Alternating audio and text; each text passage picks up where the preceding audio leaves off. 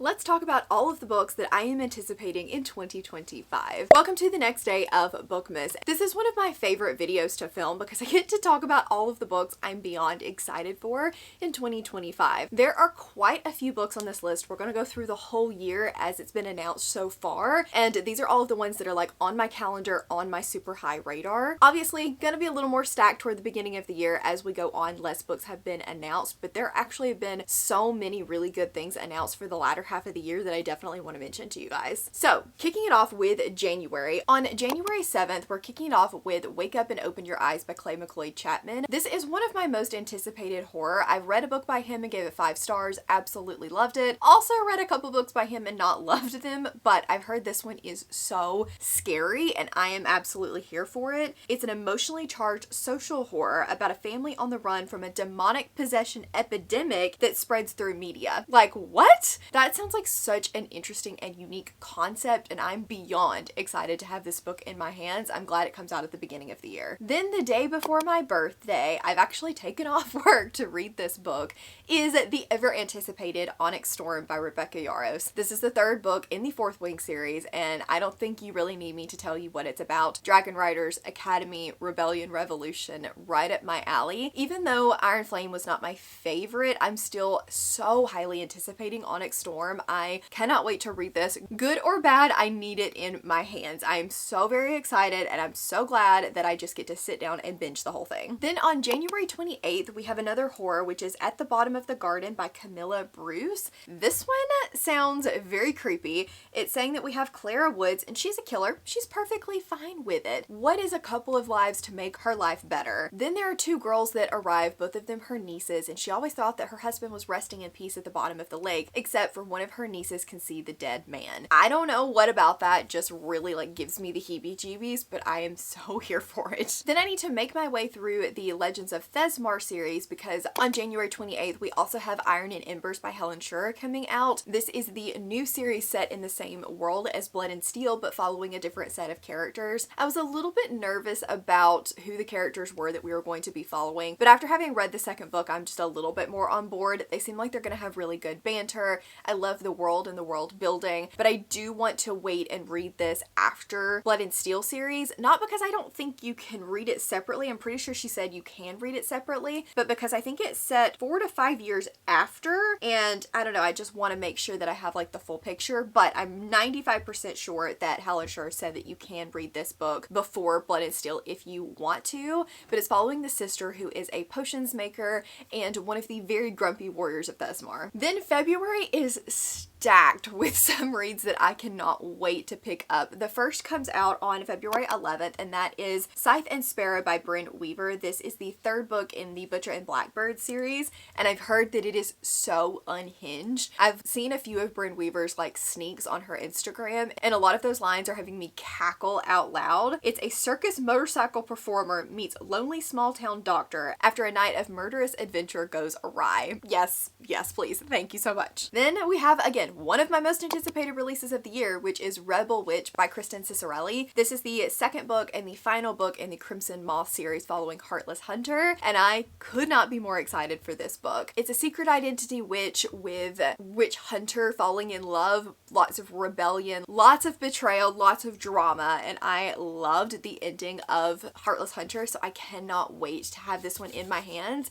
It is something that I'm thinking it could be a 5-star prediction, so I'm so excited to have this. I wish it came out a little earlier than February 18th because I'm just so impatient, but very excited it's coming out in the beginning half of the year. The next book in a series that comes out on February 25th is The Dark Mirror by Samantha Shannon. We have been waiting on this book for, I think it's been 3 or 4 years now. It's been literal years, and I am very excited but very, very nervous to see how this series continues. I'm currently making my way through the Bone Season reread, and The Mask Falling I think is going to destroy me once again. So I'm ready for The Dark Mirror to do the same. I've loved every book more as they've gone along, as each one has come out, but it has been so long since we've gotten The Mask Falling that I am a little bit nervous for this one, and very nervous that it's going to destroy me and then I'm gonna have to wait another 3 years for the next book. But fingers crossed that that will not be the case. I'm not gonna borrow trouble. This series is so good. It's a dystopian fantasy where there are people that are clairvoyants, have all of these really cool powers, but you're not allowed to be, and so if you're found out you can be imprisoned or killed, and we're following Paige Mahoney as she navigates all of this as the mosher for one of the gangs in the underworld. So much fun, such a good series, and I'm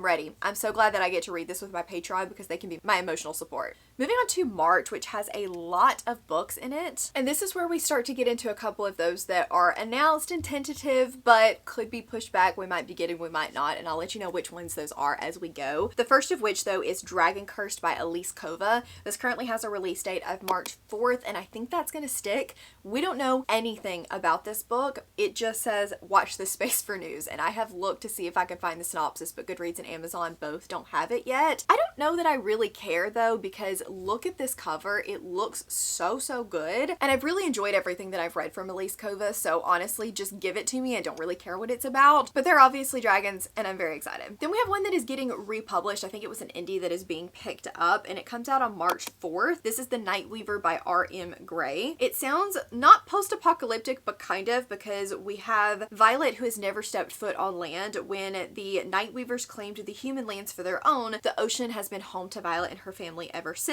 We have pirates, we have a brother's death and revenge. This is a young adult fantasy. It's got really good ratings on Goodreads, so I'm excited to see what happens when it's republished. Then we have one that I had never heard of. I was actually looking for novellas for my 25 and 2025, and I came across this one. It's not a novella, but I'm still very excited for it after kind of reading the synopsis, and that is Rose of Jericho by Alex Grecian.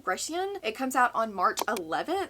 And it's a supernatural horror where ghosts and ghouls are the least of a witch's problem set in historical New England. That does scare me a little bit. This time period is not always my favorite, but it just sounds so interesting. We have people that are basically rising from the dead. People aren't dying in the way that they were supposed to die, and I don't know, there's just something about that always gets me. I don't know if it's zombies, I don't know if it's inability to die, I'm not really sure, but I'm excited to find out. And then we have an indie romantasy, and these have a tendency to have dates that fluctuate a little bit. So currently it's set for March 18th. That could end up changing, and that's The Rivaled Crown by Holly Renee. This is the third book in the Veiled Kingdom series. I was quite disappointed by the second book, but I loved the first book so much, so I'm hoping that maybe it really should have just been a duology. The third book will be amazing and we can just forget the second one ever existed, because I want the Veiled Kingdom vibes back, the way that I felt when reading that book. I was giddy, I was excited, I was flying through it, and so I'm hopeful that I will be for this one as well.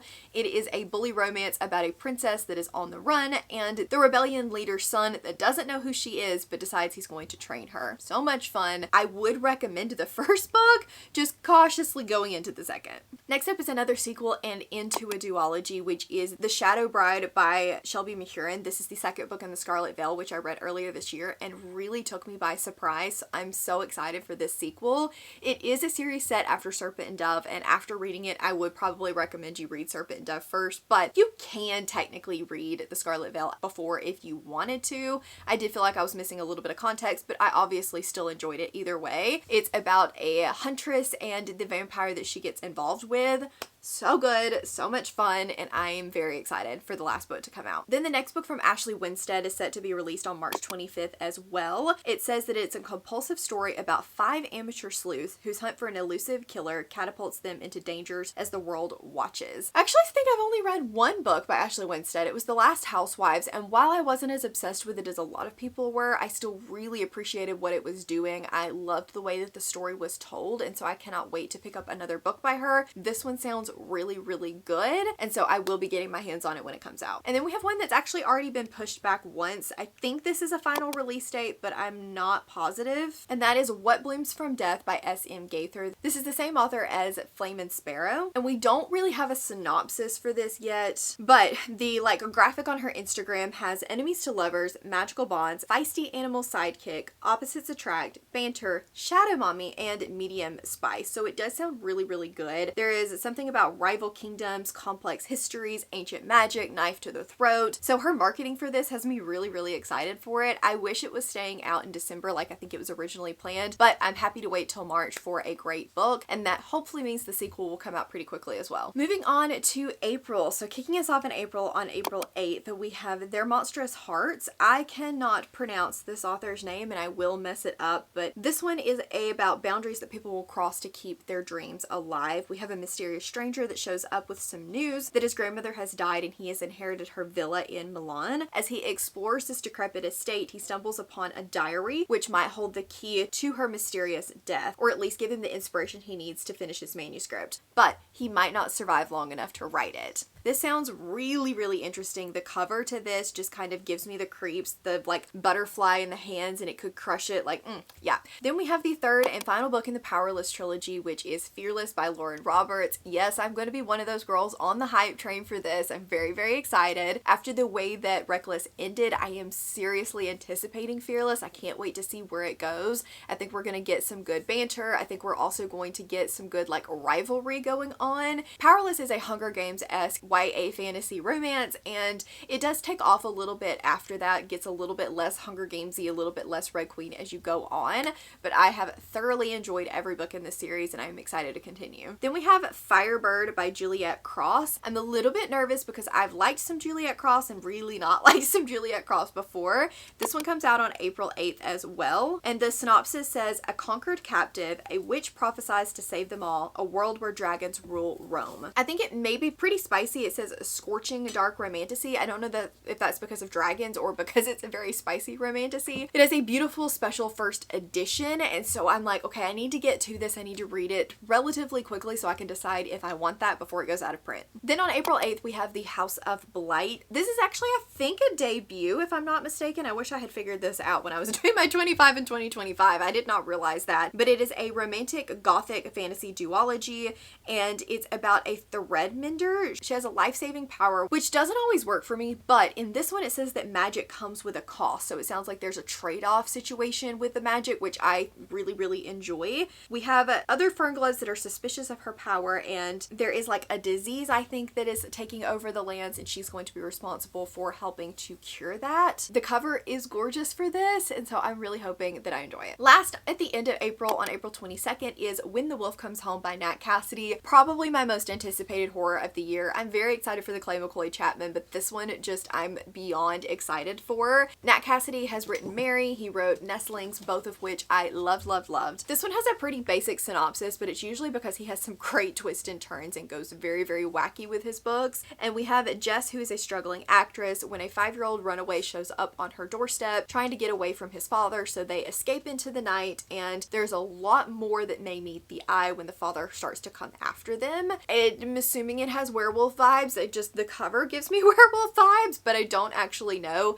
And like I said, Nat Cassidy can write some really bonkers stories, so I'm excited to see what he does with this. Then one that was just recently announced is Shield of Sparrows by Davini Perry. This is her first romantasy book, and it comes out in May of 2025. We don't have a release, like an official date for it yet, but it is going to come out in May. She said that she wanted to be pretty tight-lipped about the story, which has me very intrigued. I'm like, okay, well, give me something. I want to know more. Like, what is this going to be about? The cover is absolutely stunning, so that was enough to at least put it on my anticipated radar. Whoops, I forgot one in April. I think it actually had an original release date of May, and it's actually been moved up, and that is Broken Souls and Bonds by L.J. Andrews. The current date is April 29th.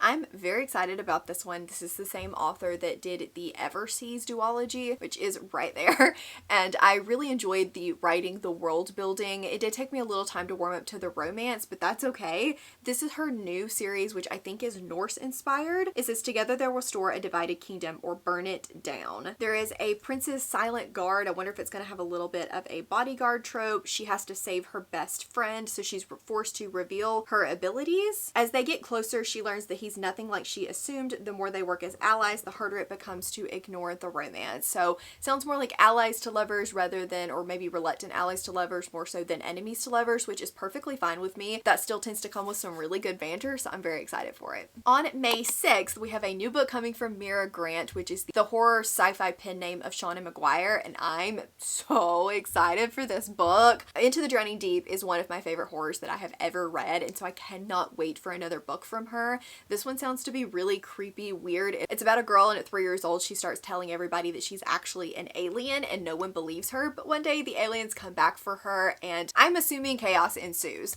I'm so excited for this. I don't need to know anything else. else. I cannot wait. Next up is one I tentatively put on this list because I'm just not 100% sure if I'm gonna like it, but I at least kind of want to be aware of it and try it, and that is The Devils by Joe Abercrombie that comes out on May 6th. This one is the same author that did the Broken Blade series. I've only read the first book, but it was very character driven, but people love Joe Abercrombie, so I do want to give him another try, and I'm hoping that I can do that with a brand new series. It says holy work sometimes requires unholy deeds. We have Brother Diaz, who's been summoned to the sacred city, and he is certain condemnation and a grand holy assignment awaits him, but his new flock is made up of unrepentant murderers, practitioners of ghastly magic, and outright monsters, and the mission that he is tasked with is going to require all of their bloody measures to complete. It sounds like it could be a little bit band gets together, which I'm not sure about. This is the year for completed duologies, and we have another one coming out on May 13th, A Curse Carved in Bone, which is the last book in the saga of the Unfated and the sequel to A Fate Inked in Blood. I was really surprised by this Norse-inspired story. I thought that I would like it but not love it, but it was so unique and so much fun.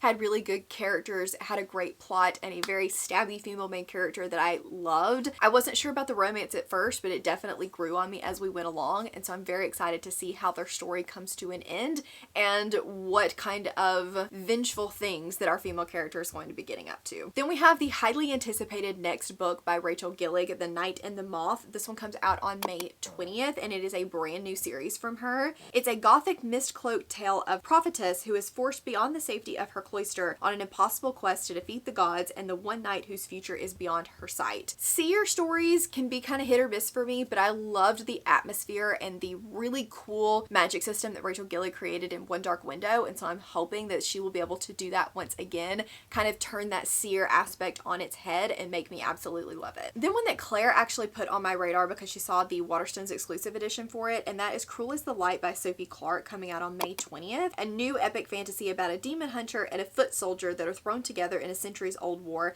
and the forbidden love that could change the course of history. And it says, they say love conquers all, but can it win a war between a demon and an exorcist, or will it tear them apart? Demons, exorcists, that's just not something that you see as much in fantasy romance, and so I am very excited to at least give this one a try. I think it's young adult if I'm not mistaken, but sometimes young adult can bring about some of the best banter. Next up is another author that I've loved some and not loved some from, but that is Alex North and The Man Made of Smoke. This comes out on May 25th. He tends to write books that lean more horror than thriller, but they're typically more of like a serial killer investigative type nature. I loved The Shadows. I thought that it was such an interesting concept, and so I'm hoping this one delivers the same. We have Dan, who's been haunted by a crime that he witnessed as a child. He narrowly escaped a notorious serial killer, so he's dedicated his life to becoming a criminal profiler. But his father passes away under suspicious circumstances, so is it possible that the monster he remembers from his childhood has returned after all these years? I'm assuming that it's going to be kind of the investigative of, is the serial killer back? What actually happened to his father? And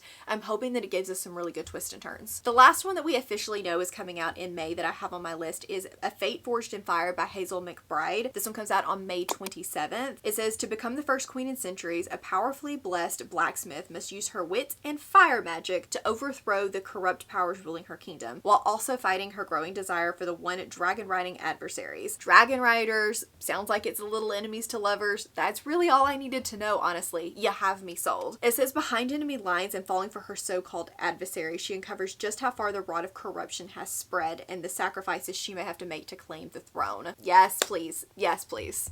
The last one that could be coming out in the summer, I have it tentatively scheduled for May 30th because that's what Goodreads says, but the author has not given any official dates yet, is the Third Order in Chaos book by Alexis L. Menard. This is the first book in the second duology. I don't know anything about it. I don't know who it's following. I don't know any synopses. I just know that it could be coming out in May, and I'm very excited if it does. I do hope that she is able to take her time and finish it before giving us a release date. I'll be thrilled if it comes out in May, but I will also be very content to wait on it if we need to, but I just hope that we can kind of get a date and stick with it. On June 17th, we have The Robin and the Oak Throne. This is the sequel to The Wren and the Holly Library, which actually surprised me by how much I enjoyed it. It's just a fun time about a heist and monsters, and this one is the sequel to that. I don't really know a whole lot about it. I don't necessarily want to know a whole lot about it, but I did have a lot of fun with the heist nature of the first book. Then we have Rose in Chains by Julie Soto. This is the first in the Evermore Nevermore trilogy. I've not read anything by this author, but I know that she is wildly popular. We have dark forces that have taken over the land and servitude is on the horizon. Her brother is fated to be the heir and unite the warring kingdoms, but he is now dead. So she has been stripped of her mind magic and her freedom, and she and her other survivors are quickly auctioned off to the highest bidder. After a fierce bidding war, she's sold to none other than a high-ranking official and her longtime ill-fated infatuation. Despite the horrors of the new world and the role that she must learn to play, help and hope may yet arise in the most unlikely of places. This does sound like every other fantasy romance to ever exist, but I don't really care. It's enemies to lovers. This also has a beautiful special edition. Everyone is starting to come out with these like special first print editions, so I want to read it as soon as it comes out to again decide if I want to get that copy. Then we have an author that I'm cautiously putting on this list because I read one other book by her and hated it, but there have been a couple of books come out since then that people have really enjoyed, and so I'm like, okay, well, if everybody else is enjoying it, maybe I need to give it another try, and this one sounds good, so we're gonna give it a try. And that's The Library at Hellborn by Cassandra Caw. This is a dark academia about the Hellborn Technical Institute for the Gifted. It is a premier academy for the dangerous Antichrist and Ragnaroks, the World Eaters, and the Apocalypse Makers. Say no more. That sounds incredible.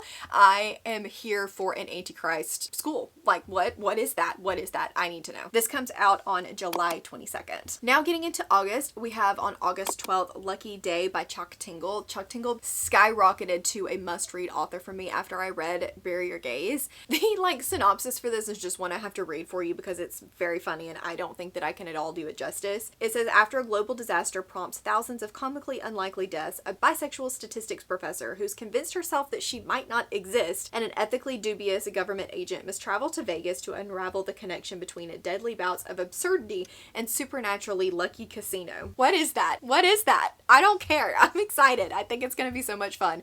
Bury Your Gaze was off your rocker wild, but also funny while having great commentary on social issues, and I think Lucky Day is going to do the same thing. Sounds very different, very unique, and I'm so excited for it. Then theoretically on September 25th, we have the re-release of Fallen Stars by Amani Aru. This is the sequel to Heavenly Bodies. This series was picked up, and so we are getting everything republished a year later.